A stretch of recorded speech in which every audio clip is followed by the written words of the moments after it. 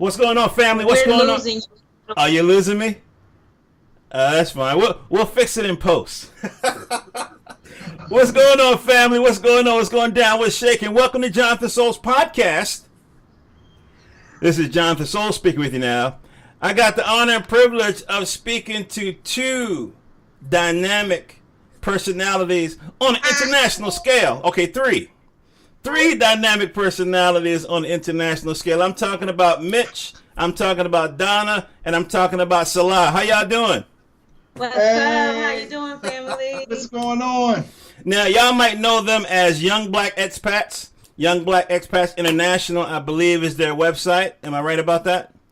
Absolutely. Yes, youngblackexpats.com. Youngblackexpats.com. Solid, right on. Now, the first time I ever heard of an expat, it was a Black Panther who hijacked the airplane and take it to Cuba. That wouldn't be y'all, would it? No, we didn't have that opportunity. Okay, we just had some luggage. Okay, all right. So kind of define what an expat is. I mean, if you stay longer than 90 days, are you considered an expat? Like, what's your definition of an expat? Basically, my definition, and it does vary depending on who you ask, but our definition is basically moving away to live out of your home country. So if your passport is originated in the United States and you've lived outside of the United States for over 6 months, I consider that an expat. You know, something not traveling where you know you're going back home. You know, an expat is looking to live abroad. Gotcha. So expat is buying a one-way ticket? Is that the gist of it? You can call it a one-way ticket. Yeah. Some of these countries won't let you in with a one-way, but that's pretty much the gist of it. Yeah, you're going there to live, not to vacation, to visit or travel there. Yeah. Okay. So the suburbs wasn't good enough for y'all. Y'all had to leave the country. Yeah, you know, we wanted to try something totally different. That was it, you know. And yeah, we're a little crazy, so you know, we had a lot of flack, you know, from our family and friends, and you know, we just wanted to cross that off our bucket list because the worst thing that can happen is that you move back to where you were. Yeah. We were like, you know, you only live once. Yeah, right. a lot of times people complain about where they are located. And then if you get the opportunity to live abroad and be abroad, experience a different culture, then you might go back home and be like, why was I tripping? Yeah. Like we have it made over here. Exactly. You know what I mean? And then sometimes you may move out of your home country and say, wow, we were really lacking this, that, and we get to experience something new. So it's so many different, you know, avenues. that you can feel once you've left your home country. Yeah, different perspectives. Totally. You know, y'all kind of have a vibe of like a trumpeter and a drummer. Y'all know that, right? No, what you Y'all mean? kind of easing out of, but y'all had the same rhythm. It's very interesting. It's very interesting. You know, we did business together. So we were doing presentations and we just vibed off each other. So it's like it's not Okay, is that how y'all met through business? No, not at It all. was crazy how we met. It was kind of weird how we met. Yeah. Well, let's take a little detour. I mean, for my female listeners out there, how did y'all meet? Oh, this is like the funniest, but it's fun to. I actually like it when Mitch tells the story. Okay. Well, go ahead. Well, we met in 2005 at a club. It wasn't really a club. It was like an outdoor restaurant named Sequoia's in Washington, D.C. Okay. Yeah. And we met, and she was funny because she asked for my driver's license. Okay. Because I asked him his name, and you know, he seemed a little hesitant. I asked him his last name, and he really seemed hesitant. So I was like, "Well, let me see your ID." Yeah, what person does that? So you didn't say, "Here you go, officer." You didn't do that, did you? I'm like, my license. I'm like, okay. Well, you know, she's smart. She's smart. So I showed her my license, and we began dating like cordial. Like we'd go out, talk, walk in the park for about a month. Just talk. And that sounds like a Jill Scott song. Exactly. Out in the right, park. walking around the park. You know, just getting to know each other. So she stopped calling. Like out of the blue, she stopped calling. And you know me, I gave her the 3-call rule. Right. Like I'm gonna call you 3 times. And if you don't pick up, then you know, that's it. Right. So make a long story short, that happened. Mm-hmm. And from that was probably what about August, July or August of 2005. So mind you, we stopped talking after that month. So a whole year came around. Wow. to the month, a whole year. To the month. So I forgot all about her, right? You know, I'm you know, on with my life. So it was this big party in DC. I think it was Allen Iverson was having something at a like place a birthday called bash. H2O. Okay. H2O, and that's down by the waterfront in DC. Yep. So I've been there. imagine busy DC with that 2-lane, right? Mm-hmm. So this at night. So I'm in my car, and she walked directly in front of my car. Wow. Yeah. So I was like, oh my God. Usually I'd be like, man, forget her. But I was like, you know what? I really want to know what happened because we were vibing. Mm-hmm. So I was like, I had tinted windows at the time. I rolled down my windows and I was like, well, hey, how you been? And I was like, Ben, do I know you? Because I couldn't see him. And you know, it's late at night. It's a lot of people out there, and I'm dressed for the club, and I just can't stop at everybody. So I was like, look, pull up right here. And it was a driveway that it was in my path. Mm-hmm. And so if he was somebody that I didn't want to talk to, I could have kept right on walking. Right. And so he rolled his window down. And I was like, oh my God, Mitchell. Yeah. And he was like, yeah. And I was like, oh my God. And we've been together ever since. Yeah, she got in my car. Yeah, I was like, I'm going with you. But it was amazing. See, it was crazy because at any time throughout that day, if we would have been hesitant on something, we would have not crossed paths. I wouldn't have walked directly in front of his car. You know, because I was running late to that event, and I normally wouldn't have even gone. Mm-hmm. But it just so happened that I ended up going, and I was late, and you know, and we met, and that's how we've been together ever since. That's beautiful. In 2006. Yeah. Wow. Now, of course, I have to ask, why didn't you return the phone calls, Donna? Mitch got me all in suspense. I'm like, da da da da. 3rd call rule. Nothing. What happened? Well, you know, sometimes when you know it's it, mm-hmm. sometimes it's just so overwhelming that you're like, oh my God, just let me check and be sure. You know, but my mom always said, if you love something, let it go. Mm-hmm. And if it comes back, then it's yours. And even though it was 1 year to the date, mm-hmm. we just bumped right back into each other. And it was like we didn't miss a beat. It wasn't as if 1 year went past. It was as if we picked up from that month that we was dating the year before. And we wasn't looking for this. Like if Donna wasn't in my life, I think we'd both be like some type of single hermits.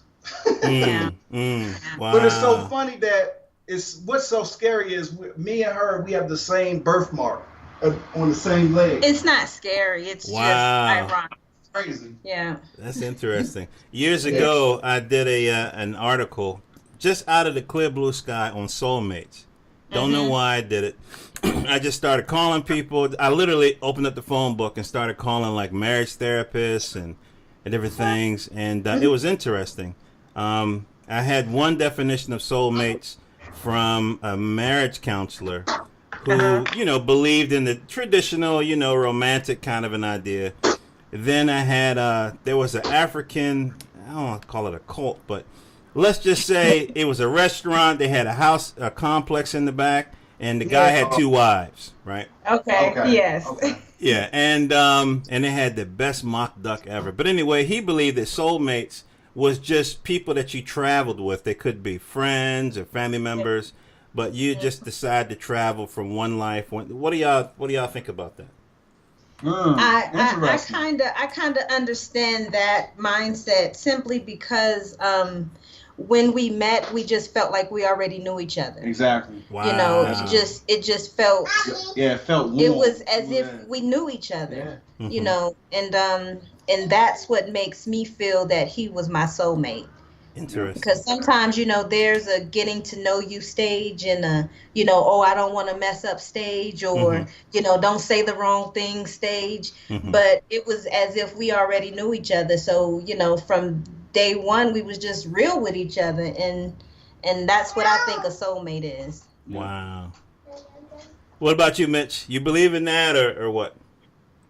Oh, yes, of course. I believe in soul families. That's why we say soul brothers. Wow. You know, okay. soul All brothers. Right. You know what I mean? We came to share this experience at the same time. You know, for the connection that we're having right now. You know, we can all say, look, we've been through this time period, and this and this and this happened during this time period. Yeah. So we're soul brothers, soul family. That's beautiful. Like, yeah. After all of that. After all of that, the interviews and everything, I talked to people. The definition I came away with was just people that you chose to travel through these lives together.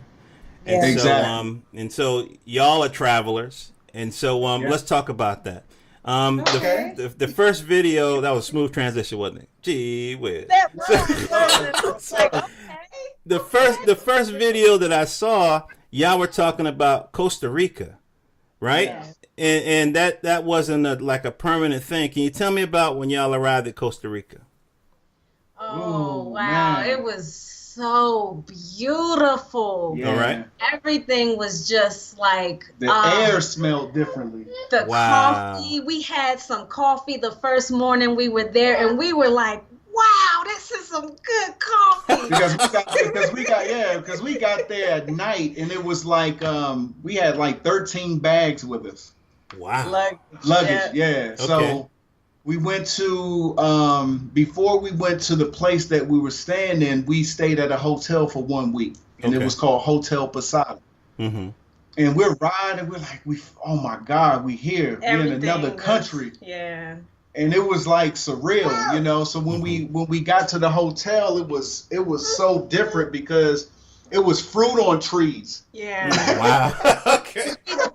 We didn't choose a hotel like a chain hotel from the States. We chose a very nice, peaceful, quiet boutique that was tucked away in the neighborhood. Okay. And it was all of this beautiful green grass, beautiful trees. Like Mitch said, they had fruit on the trees, and it was just, they cooked breakfast for us. The fruit, everything was just like you were in a 3D movie. Yeah. Wow.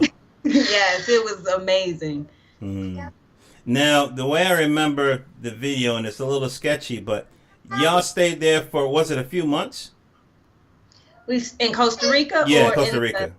We stayed in Costa Rica for almost 3 years. Oh, 3 years. Okay. Yeah. And y'all came there with 2, and y'all left with 3, right? Exactly. Yeah, that's what happened. That's what happened in Costa Rica. That's what happens, huh? It must be something in the water.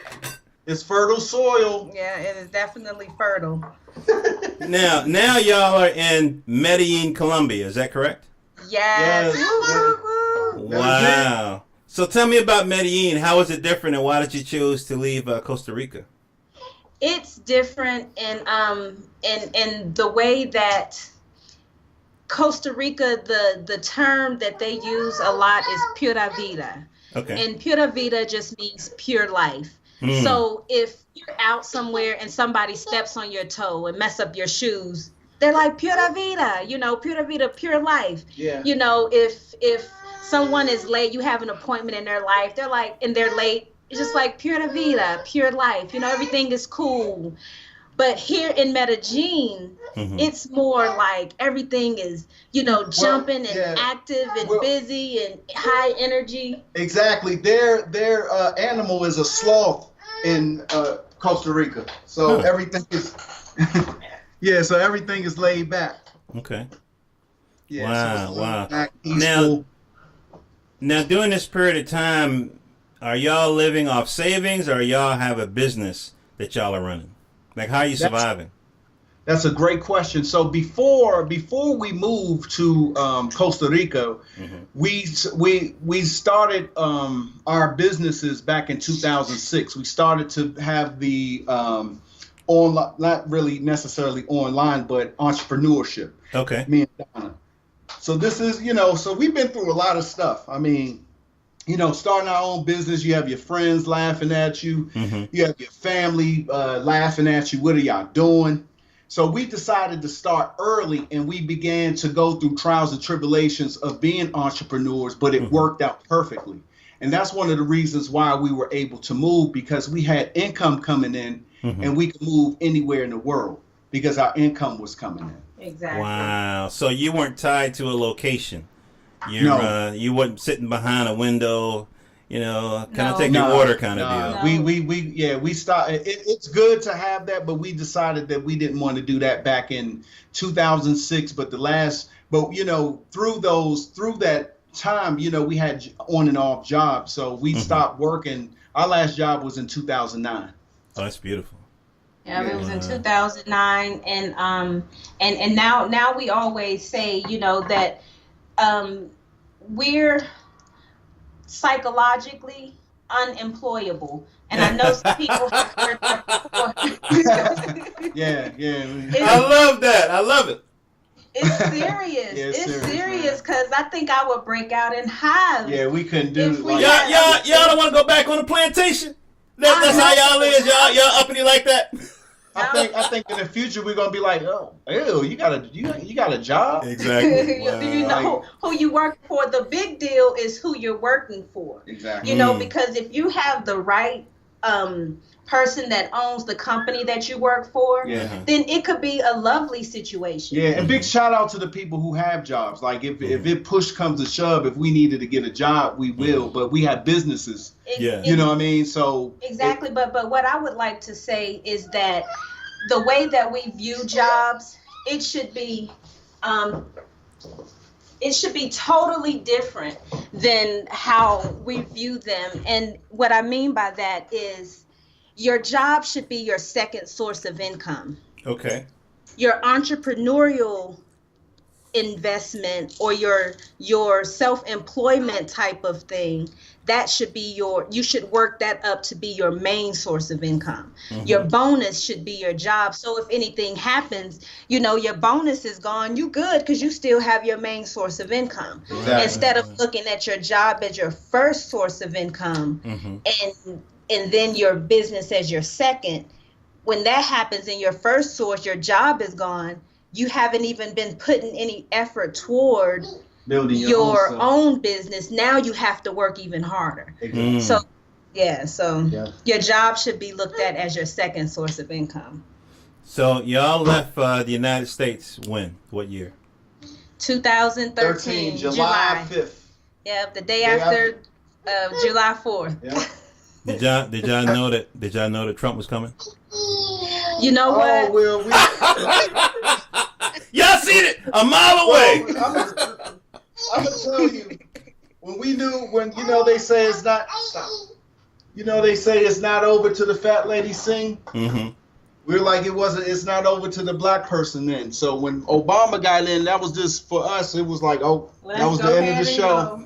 Oh man, that's the outro music playing right there when Obama got in. Huh? That was the end of the show. Like, that's closing the curtains. Curtain call. They have Harriet Tubman on your money. That means that's the end of that's the end. Like, you better, it's really all for show. You better exit while you can. Wow. The thing about it, when Trump first won the nomination, the Canadian government website for I think it's immigration, like how do I become a Canadian citizen, that crashed. It crashed. I know. And then the second time, everybody was scurrying. Yeah. And then I was thinking, well, okay, so let's just say all these people run in Canada, how you gonna live? They probably don't got enough jobs for their own people. And so y'all got this business piece happening. Can you talk a little bit about the entrepreneurial piece and how important it is as an expat? When you're traveling and living abroad, there are several types of things that you can do. You can get a job. You know, a lot of countries, the most popular thing to do is to become a teacher and teach English to the country. But in some countries, like here in Colombia, to be a teacher, that's about $400 or $500 a month. Damn. And exactly, exactly. So, you know, people always contact us and they're like, well, how can I get a job there? And our whole thing is to make first world income and to spend it at third world prices. So make the money in US dollar or euros, but then finds a place that you can spend it where they're only making $500 or $600 a month. Wow. You know what I mean? And so that's the life. When you're living in that circumstance or situation, life becomes easier. You know, because I remember when we were in the States and we were making good money, but living in DC, it was really expensive. You know, we were paying out a lot of money just on bills. We don't walk around in Gucci shoes and Prada bags and all of that stuff. But we were spending money just on bills like we were balling. Right. And so when we moved to out of the country, we were looking for a country that had a good infrastructure so we could live and support ourselves. So our business that we chose is network marketing, a network marketing top tier direct sales type of structure. Okay. You know, because we were also finding that you can be an entrepreneur and move to another country and open a business like a restaurant or, you know, a surfboard shop or, you know, like a brick and mortar type of business. And that's all depending on what you want to do. You know, some people want to move away and work that hard. You have to get up sometimes at 5 o'clock in the morning, you know, and work all day long. We weren't ready for that type of lifestyle either. So we wanted to be able to move to the country, enjoy the country, but still make sure that we have money coming in. So we chose online network marketing. Interesting. I'm going to get back to the services that you offer on your website, but can you tell me how you organize time with your child? And the reason why I ask that is because in America, you know, the law was, you know, give the plantation 40 and you got 40 to spend with your family, right? Yeah. That is horrible. That shit doesn't work. It hasn't worked in a long time. The most important investment is your children. Right. Exactly. And you are the guardians and teachers of your child. And you have to pass on the information, in the confidence that your child can grow in the world. Yeah. So if you immediately giving your child to some stranger, that's crazy. And that's one of the reasons why we chose to be our own boss, because we want to spend a lot of time with our children. Exactly. Yeah. Everything that we did was very strategic, meaning when we moved out of the country, we knew that we wanted to start our family abroad, and we accomplished that. We knew that we didn't know we were going to move out the country, but we also knew that we didn't want to work in a corporate environment, that we wanted to be, you know, self-sustainable in terms of income. And so, like I said, everything was very strategic. So breaking up our time, you know, she's always with us. We practice attachment parenting. You know, we do the whole breastfeeding until the child weans. And we do everything kind of like what they calling now kind of old school way. But so it's natural for us to have her around us at all times, you know. And then most of the time when we're doing business, most people know that, appreciate that, and also respect that. You know, and so it's just like, you know, it's pretty much accepted. Like now, thank you so much for, you know, having us on the show, and we have her with us. And so we're juggling talking to you and taking care of her at the same time. So, you know, it just becomes second nature. No, I think that's beautiful. You know, when I've had children, and I remember they really didn't get sick until we put them in daycare. Yep. You know what I mean? Because, you know, some parent has a sick child, but they can't take time off work, and so they bring them, and then one sneezes on the toy, and my kid picks it up, and then he brings it home, and all this other kind of stuff. Kids are the strongest, aren't they? Yeah, exactly. That's have you on your back. Like, what happened? Yeah, Like, I yeah. haven't been sick ever. And I think one of the reasons why we have such difficulty with our youth in the States is because they don't get enough lap time. Yes. They don't get enough time with their parents, especially dad. You know what I mean? Especially dad. And then when they do have a mom, the mom is always stressed out because of this, that, and the third. So, so y'all going back to the root is what it have is. to. We have to, because when we look around and look at our peers and the way we all were raised, you know, a lot of people say, well, it worked for us when we were growing up. And I'm like, well, we're not aiming for us. You know, we're aiming for our next generation to be better than us, to supersede what we are. And sometimes we have to change the culture of how our children are raised and what we choose to, you know, send them through as their youth or in their childhood. And so I think that it's very unnatural for a mother to have to leave her child in daycare. But when we have those jobs and we have no choice. And you know, I've heard mothers say that they dropped their child off and they were sick, like literally sick. Yeah. The child was screaming, but it's nothing they can do because they have to show up to work. And so that's why we do stress, you know, when you have, like we said, your job is your second source of income. When it comes down to that moment, you can be like, you know what, I quit you. I have money coming in. I'm not leaving my child at a daycare, you know. And so that's just our view. There are some excellent daycare centers out there, so we're not saying that, you know, but sometimes you don't know what goes on in those places. And like you said, the children just don't get enough lap time, enough, you know, skin to skin, and enough, you know, attention in their youth. Yeah, I agree. Now, when I go to blackexpats.com, youngblackexpats.com, there's a consulting and services page. So I look here and I can see where you have it, you know, laid out real nice. It says moving to Medellin. Now, am I pronouncing that right? Because it looks like Medellin. 2 L's. Yeah, I-N. it really depends on where. Yeah, it depends on where you're pronouncing it from. So, when you're in Latin America or Central America, the two L's are pronounced as a Y. So Medellin. Medellin. But when you are in South America, the 2 L's sound like a J, so it becomes Medellin. Aha, gotcha. Yes. So y'all picking up the nuances and stuff because of y'all traveling. That's cool. That's cool. Yeah, it all they switch it up on you. That's for sure. So I see here that you have consultants fees that you offer, 30-minute sessions, 20-minute sessions. You have a free 15-minute strategy session consultation, which is beautiful. You have video calls available. So, and this is all to help people who plan to move to Medellin, you know, make that transition easier. Because when y'all went, did y'all know anybody? We did not know one person when we moved. Wow. To either place, to Costa Rica or to Colombia. We didn't know one person.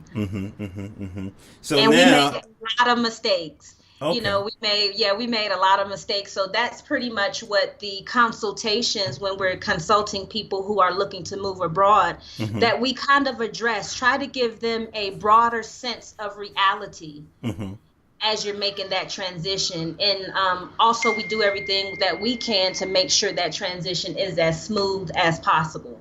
That's you know, and we also are creating a ebook right now, and it's tips and a guide to how to move abroad successfully. And it's beautiful. Like a video ebook, kind of like a webinar training type tutorial. And so that should be out within the next week. Oh, that's beautiful. And I notice here, let's see, you have a free 15-minute strategy session consultation, online entrepreneur consultations available. Okay, so you also talk about entrepreneurship, the online aspect of it, and coach people. Okay. Yes, because that's part of it as well. You know, in order to have an income to sustain you, because there are hundreds and hundreds of people who would love to move abroad yesterday. Mm-hmm. The only reason that they can't is because they're not location independent. Mm-hmm. So when you choose some of our consultations, we'll go over some opportunities that would be match your personality and get you started on those, coach you through those so you can become successful, so that your income can be sustainable enough to move you and your family out of the country. Gotcha. I remember years ago, was I in Philly at the time? I think I was in Philadelphia. I was about to get on the train, and I was in line for a bagel. They love bagels and pretzels and stuff like that in Philly. And I remember this lady was in front of me. She was talking to a friend. She said, if I could just pull down 140 a week, I'd be good. Mm-hmm. This was was this the 90s? I think it was in like the middle 90s or whatever. And I was thinking, God damn, I couldn't do nothing on $100. So how much does it cost to live down there? You got, as a couple, you got a beautiful little baby. I mean, your expenses is probably going to be maybe the same as just a guy and his wife. I mean, how much does it cost to live down in Medellin? You need like 50 grand coming in. You need 100. What you need coming in? That's an excellent question, and it truly depends on your lifestyle. Here, you can move here and pay $300 a month on a place, or you can pay, $2,000 a month. $300 a month. Yes. Does it come with a roof? It does come with a roof, and some of them, you can find about maybe $600 a month for a fully furnished place. Wow. And so it's not a very expensive place to live. For us, we consider ourselves minimalist. Okay. But when we say that, it's levels to it. Some minimalists have 2 pair of shoes, but we have more than 2 pair of shoes. Okay. But we have everything very basic. So we don't have a car, so we're not paying for gas, car insurance. We're not paying for, registration of your car and emissions and all of those stickers that you have to have. There are a lot of bills that most people have monthly that we just don't incur because we live out of the country. Okay. And so I think if you have a steady $1,500 a month, you good. If you have a steady, $2,000 a month, you could really be good. So it really doesn't take that much. For us personally, we paid our rent for the whole year up front. We paid our cable all up front. So basically, the money that we make, we're stacking and reinvesting back into the business, or we're putting it, so we can pay for the next year up front. And That's so, beautiful. yeah, so it's just strategies to it, but it's not as difficult as most people think. You just really, first, once you figure out how you're going to get your source of income, everything else just becomes second nature. Gotcha. So part of the cost of living in the U.S., which makes it, kind of onerous sometimes, is the cost of like medical. So, Yeah. I mean, how are y'all handling that? I mean, is it like, is you got like some kind of managed healthcare plan down there? You paying cash? How does that work? Well, for us, what we did, first when we had Selah, we had her at home, so we didn't do the hospital. Okay. Type Did you have thing. like a midwife But or something, or? Exactly. Okay, gotcha. But when you're in the Central and South America, the Medicare, they have what's called medical tourism in these countries. So the doctors here are trained in either U.S. or in Europe. They just want to live at home. But the prices of all of the services are like a third of what you're used to paying in the States. Wow. So for some people, they may have insurance, but not like the same type of insurance that you have in the States, because it's all set up a little bit differently. It has the same concept, but in terms of pricing, it's very minimal. Okay. What do y'all do for recreation? It sounds like you got a pretty comfortable life down there. You got your online business. You got your beautiful little one there. You have each other. What do y'all do for recreation? Well, Wow. that's a good question. It's so much to do here Yeah. that You can just walk outside and it's parties, or like the restaurants are full. It just depends. You can go dancing, salsa. I had learn how to salsa. one of my videos. One of my old school friends came here. He's a salsa instructor in the DC area, so he came down here and had a pretty good time. Wow. It's plenty to do. They have the movies. They have the zoo. They have water parks, amusement parks. Yeah. It's so much to do. Yeah. You know, we went to the beach, hopped the plane. It was $23 for me and $23 for Mitch. So one way for a 45-minute flight to the beach. Yeah. Wow. So so the total was we paid like $100 and some. Round trip total. So you get on the plane, you go to the beach, and it's a lot to do. It's a lot to do. So how long was the plane ride? 45 minutes. No, from the States to here. Well, you just told me that you guys went to the beach for 45 minutes. Yeah, 45 minutes. Okay. So in 45 minutes, you probably whipped out your phone and played Fire Fan, right? Is that the deal? Yeah, exactly. Oh, since we're talking about Fire Fan, let's talk about your promotion. These transitions. I know. Start calling you iMovie. You know. So yeah, let's talk about the promotion. Well, Fire Fan is a exciting sports app that you can play with your family, friends, at the bar. It's you're calling live plays when the game is on. Mm-hmm. So it's a free app. We really want you, we ask for you to, if you can download it, and if you use the link firefan.com/playnow75. Playnow75 is the code. Okay, so firefan.com. So we go to I'm going to bring it up right now real quick while we're talking about it here. Let's see. So firefan, it's all one word, obviously, .com /playnow75. Yes, Playnow75. All right. So that page loads up. Eventually, my internet is slow. And then, so is that link tied to your company? Is that the deal?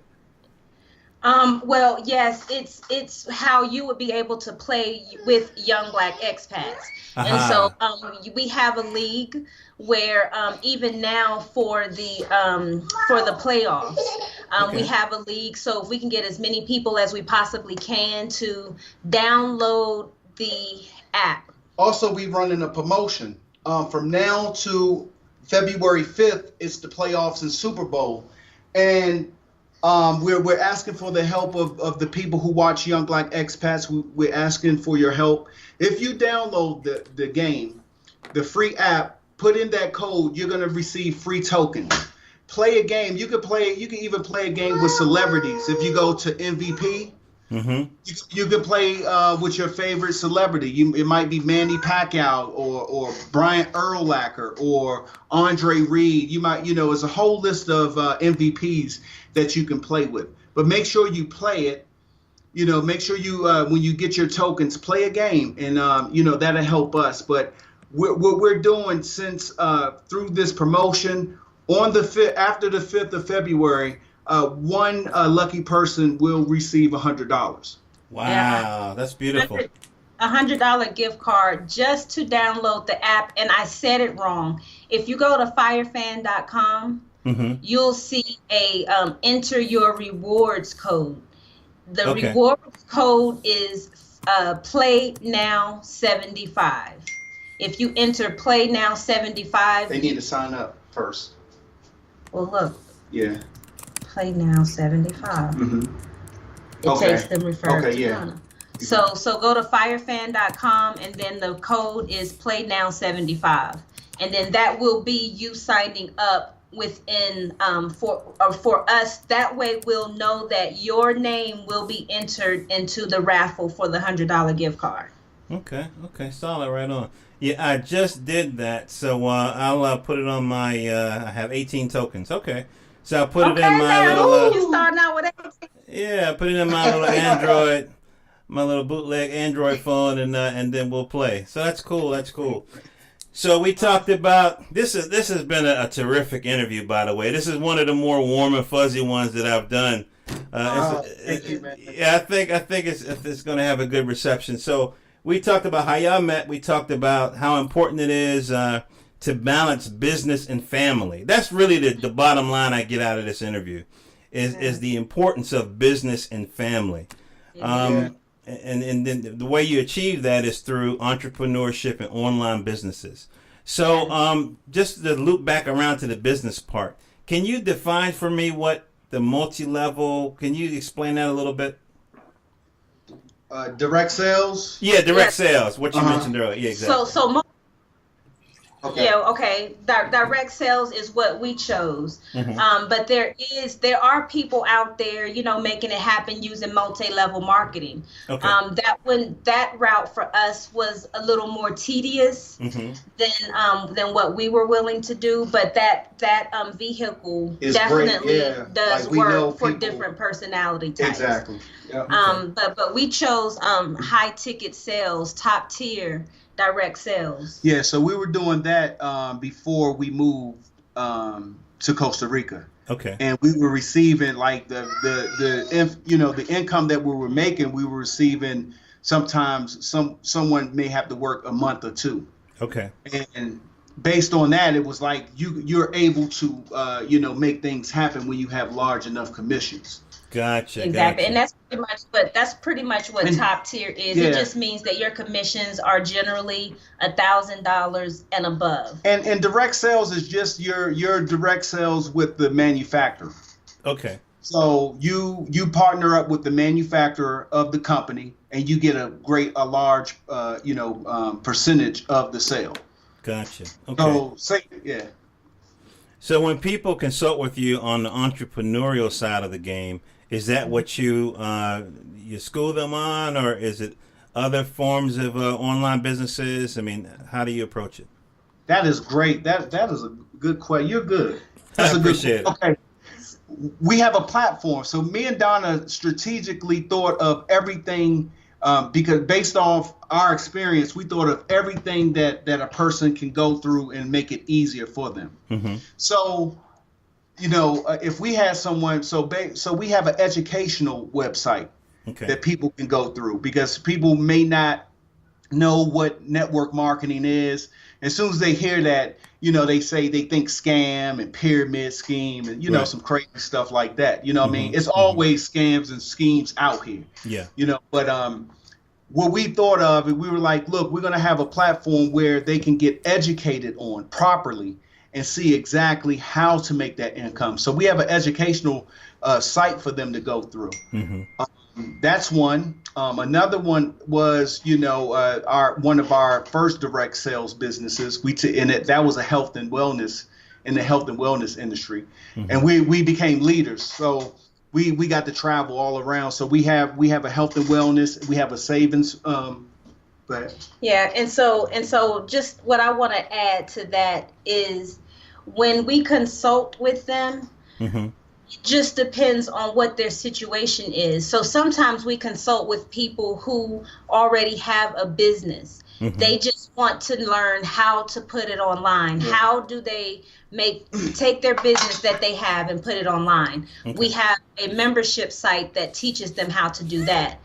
Then we may have somebody that we consult with that may have a business idea. And they just need some people to help them brainstorm and then help them, figure out how they're going to monetize this idea of theirs. And then other people who may contact us, they may say, look, I want to do whatever it is you're doing. So whatever that is, you give me the link. You know what I mean? And so it just depends on who we're consulting with, where they are in their entrepreneurship journey, and what they're ready to do. How much time are they ready to invest? How much money are they willing to invest? How much effort are they willing to invest? Because people look at us and think that we just woke up and we were young Black expats. Right. but that's not how it's been. We had a time when, we were investing into our business, and we had no furniture. Mm-hmm. We had a car, an old Lexus, and Mitch always used to say, we're going to ride that car till the wheels fall off. And I promise you, one day we were riding down the street and I heard a pop. And I was like, what's that? And I looked out the window and there was a tire bouncing right beside the car. Are you serious? Wow. And it was our wheels that fell off of the car that Mitch kept saying, we're going to ride this car till the wheels fall off. But people don't know what it takes to actually get to the point where you would call your business successful. Yeah. And so we don't want to make it seem like it's easy, but when you have mentors who have done the journey, have done the work, and hopefully you would want your mentors to be able to, make the learning curve easier, shorter. Exactly. Where it might took us 5 years to do it, with the right mentors, it would take you a year or two. Wow. Yeah, there's an old saying, knowledge makes the journey shorter. So it seems like folk could really benefit from the experience that y'all have gathered in your travels and in your business practices.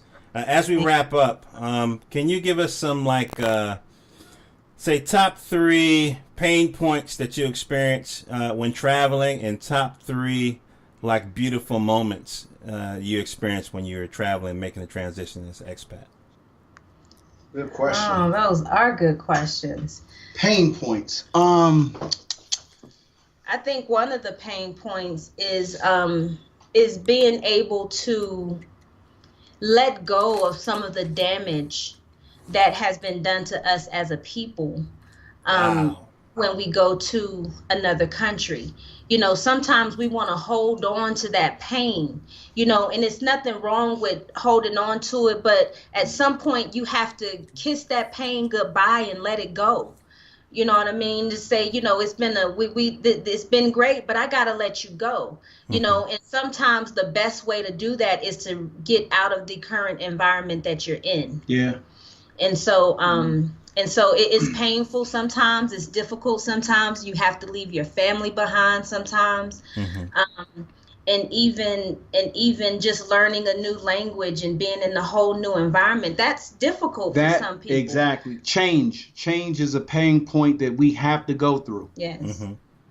Change is going to happen regardless if you want to or not. So you might as well go through the change. That's what I tell people. Go through the change, and you're going to have, like Donna said, you're going to have to face yourself. And sometimes it's you.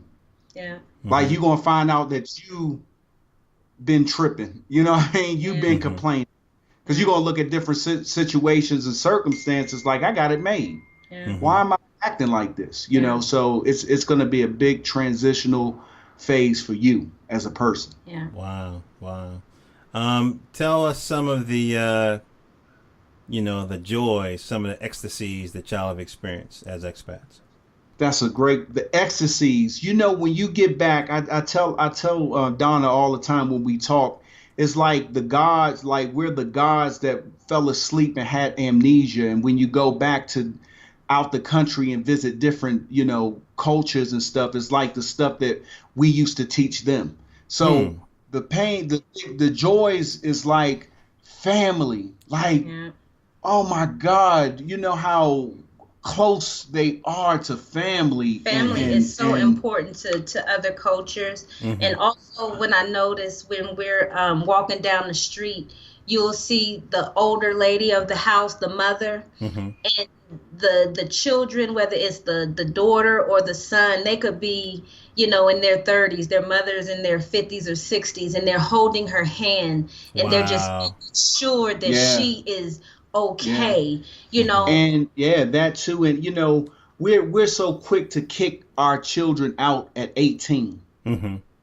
You know what I mean? Like they're at their house, their daughters and sons live with them until 40, 45, so it's funny how they live. They don't think of it like we think of it. Yeah, you 18, you're trying to get out the house. They have a big house, and their daughters there, sons there, they saving as much money as they can. I remember one time this man was telling us that his daughter is a doctor, and she just found a hospital to work in. And I was like, oh, where does she live? And he turned around and looked at me like, what? Yeah. Like, he said, she lives with us, of course. Yeah. You know, like, where else does she live? And I was like, oh, yeah, I forgot, you know. I forgot. They, you know, it's just family. Yeah, it's family you like know? that. Yeah. Yep. So y'all been living outside of America for how many years now? Almost 4. So when you look back at the States, what's your feelings? What's your impressions? Really big up to the States, because you have, as Black expats or Black Americans, we have a advantage, and sometimes we complain about a lot of stuff, but we don't look at it from a different perspective. Like, we have a passport. We have a blue like, it's so important to have a blue passport. And like, when you go to these different countries, it's all, based off classism, they look at you like, wow, you from America. Yeah. You know what I mean? So it's like, you do have an advantage there, So they look at you guys with your blue passport and coming from America the same way some of us might look at y'all with your, with the success that you've worked for. You're like, wow, you just must have got it like that. Them people don't know the struggle. You know what I mean? They look at your blue passport.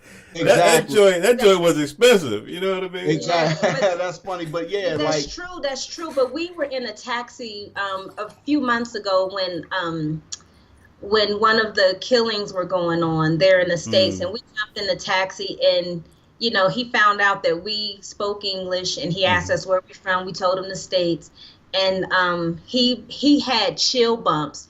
He said, I just want to tell you, I am so sorry from the bottom of my heart of the things that is going on with you guys over there. He says, I am sorry. Yeah. I don't know why you have to go through this. He says, I'm just sorry that you have to go through it. And literally his whole arm, all his hair was standing straight up on his arms. Yeah. Wow.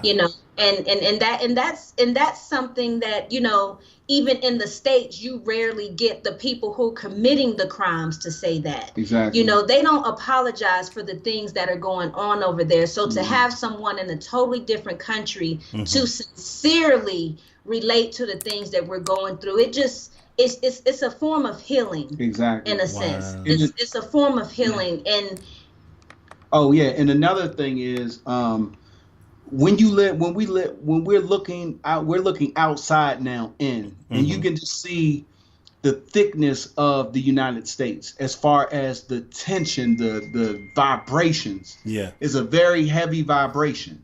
Yeah. And most people, when they leave, they say, God, I feel lighter. Wow. It's like a very heavy vibration going on there. It's a very dark, a negative vibration. And we see that, and like I said, it's just to detox. You got to get away sometimes. That's beautiful. That's beautiful. Wow. So for folks who want to reach out to you and take advantage of your expertise, your knowledge, and your services, how do they reach out to you?